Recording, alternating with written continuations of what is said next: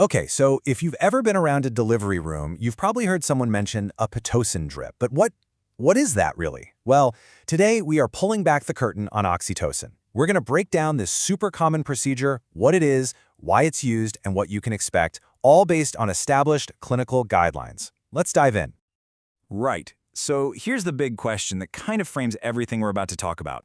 We hear oxytocin called the love hormone, the stuff that helps with bonding. So how in the world did that same hormone become one of the most common go-to tools in the labor and delivery room? That's the puzzle we're going to solve together. And here's how we'll do it. We've got 5 parts. First up, we'll get to know the hormone itself. Then, we'll look at when and why labor might need a little help. After that, we'll walk through the actual infusion process step by step. Then, a really important one, safety. And finally, we'll cover what the medical team is keeping a close eye on. By the end, you'll have the whole picture. All right, let's start at square one. What is this hormone and what does it do in our bodies all on its own? So, deep down, oxytocin is a totally natural hormone that our bodies make. And wow, it is a multitasker. It's the driving force behind uterine contractions during childbirth, it helps manage bleeding right after delivery, and it even helps get milk flowing. And yep, it's also the magic ingredient behind that incredible mother-baby bond. So, this is where biology and medicine shake hands. In the hospital, the oxytocin they use, you'll hear it called Pitocin or syntocinon, is a synthetic, lab-made version. But here's the key. It's designed to do the exact same job as the hormone your body already produces. It's basically a perfect copycat. Okay, so we know what it is. Now let's get into the why. There are really 2 main situations where a care team might say, you know what, labor might need a little boost from oxytocin.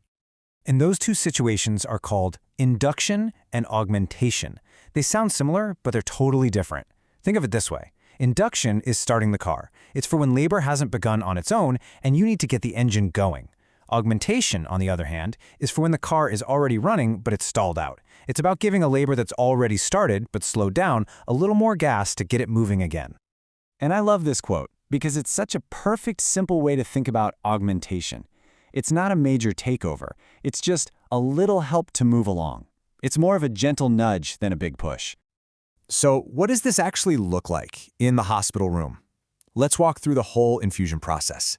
I think knowing the steps can make the whole thing feel a lot less mysterious and a lot more manageable. The whole process is incredibly careful and precise. First things first, you're connected to monitors to keep a constant eye on both you and the baby. Then the IV is prepared. But the most important part is step 3. The infusion starts at a tiny dose. From there, it's a low and slow approach. The dose is nudged up very gradually, maybe every half hour or so, letting the team find the perfect level for your body. And what are they looking for with all these little adjustments? Well, they're searching for a specific sweet spot, the absolute lowest dose that gets the job done. And the job means creating a really consistent, effective pattern of contractions. Clinically, that looks like about 3 to 5 contractions in a 10-minute span, with each one lasting more than 40 seconds. It's all about finding that perfect balance. And that search for balance brings us right to our next topic, which is maybe the most important one: safety. With any procedure like this, the safety checks are everything. And here's a perfect example. Before a single drop of oxytocin is given, the team will monitor the baby's heart rate for at least 20 minutes. Why? To get a clear, stable baseline. It's a non-negotiable safety check to make sure the baby is happy and doing well before things get started. So, are there times when an oxytocin infusion is just not the right call? Absolutely. And there's a very clear checklist. For example, if the baby is already showing signs of distress or isn't in a head-down position, or maybe if the placenta is blocking the exit, something called placenta previa. It's also avoided if it looks like the baby's head might be too big to fit through the pelvis. This is all about making sure it's a safe option for both mom and baby. Okay, last section. What happens if there are any bumps in the road? Let's talk about how medical teams are constantly monitoring for potential issues, and, more importantly, the game plan they have ready to go. The main thing they're watching for is something called uterine hyperstimulation. All this means is that the uterus is working a little too hard, the contractions are coming too fast, or they're lasting too long. Now, the reason this matters is that during a contraction, the baby's oxygen supply naturally dips a little. If there isn't enough recovery time between them, it can be stressful for the baby. And that is precisely why the dose is managed so carefully to avoid this exact thing.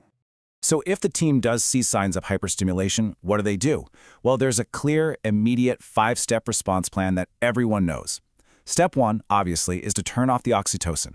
Then, they'll likely have mom change positions, usually onto her left side to help improve blood flow. Oxygen and more IV fluids might be given, and if needed, there's even a medication they can give to help the uterus just chill out and relax. It's a very quick, well-practiced response. And the bottom line here is that this whole plan is designed to be fast and effective. The goal is always to fix the issue right away and make sure the health and safety of both mom and baby remain the #1 priority, period. So there you have it. We've gone from the natural love hormone all the way to a precise medical tool. We've covered the what, the why, the how, and all the safety measures in between. And all of that information really just leads to one final empowering question. Now that you know all this, what questions would you ask your own care team? Thanks so much for joining me.